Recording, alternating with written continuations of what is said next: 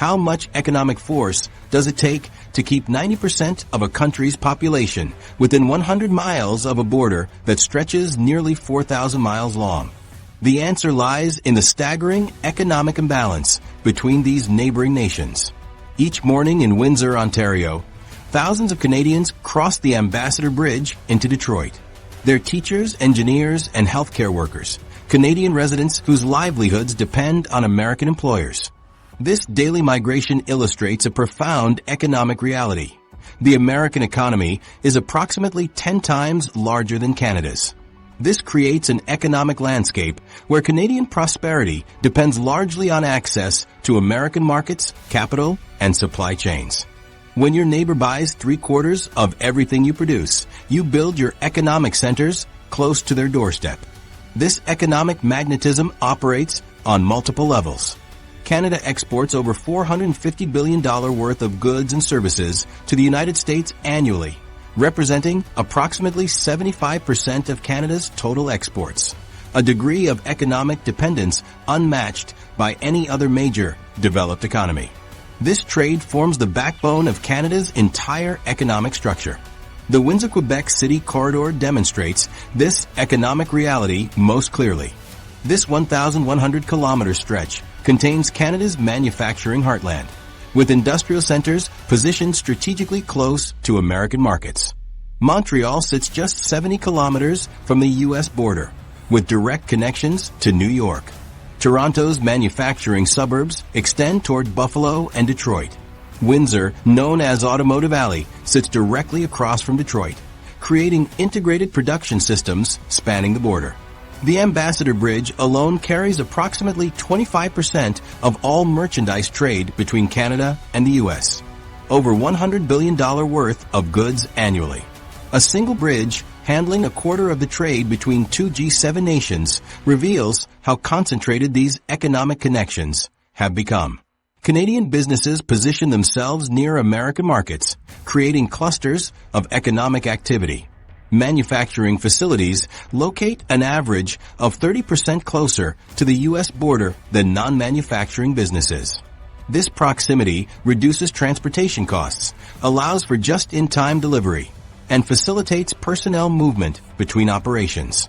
When your primary customer is south of the border, every kilometer northward represents added costs and competitive disadvantages.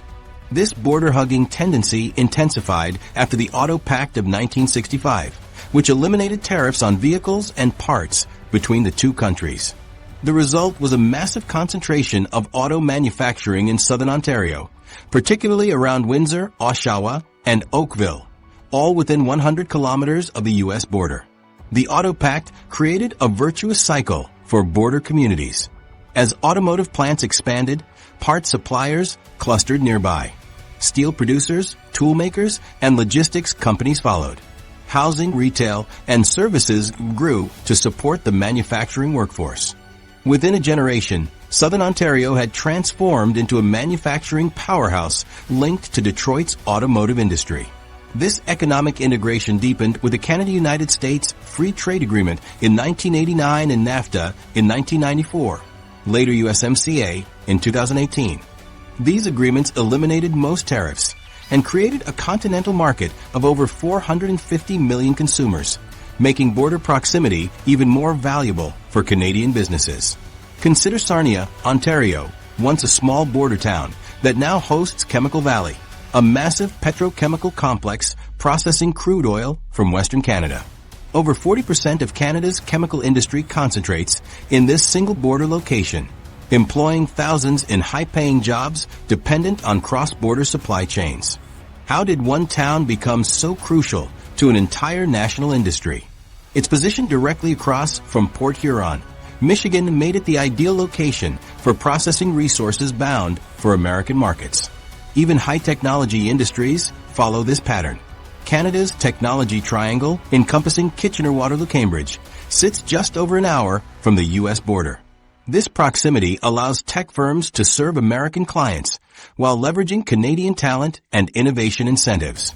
When BlackBerry grew into a global technology leader, it maintained headquarters in Waterloo partly because of this strategic position near American markets and Toronto's international connections. The economic pull extends beyond manufacturing into services as well.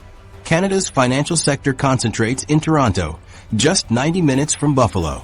The Toronto Stock Exchange processes billions in daily transactions with American investors.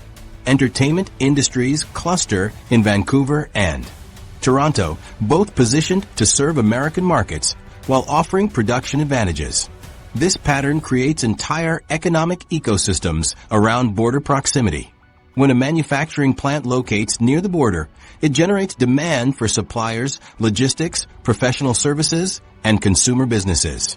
These secondary businesses create further demand, establishing self-reinforcing economic clusters over time. The economic data confirms this concentration effect. Border regions like Southern Ontario generate per capita GDP figures significantly higher than provinces farther from the U.S. Household incomes in border communities exceed the national average by approximately 15%, reflecting the economic premium of border proximity. American companies investing in Canada typically establish operations within 100 kilometers of the border, allowing for integrated management. Over 70% of foreign direct investment in Canadian manufacturing flows into border provinces, concentrated around major crossing points. Even as digital communications theoretically reduce the importance of physical proximity, the economic magnetism of the border remains powerful. Canada's most successful technology firms maintain their primary operations in the southern population belt. The ecosystem of talent, venture capital, and supporting services remains concentrated near the border, where connections to American markets are strongest.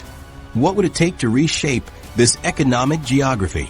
The gravitational pull of the world's largest economy continues to define where Canadians live, work, and build their futures.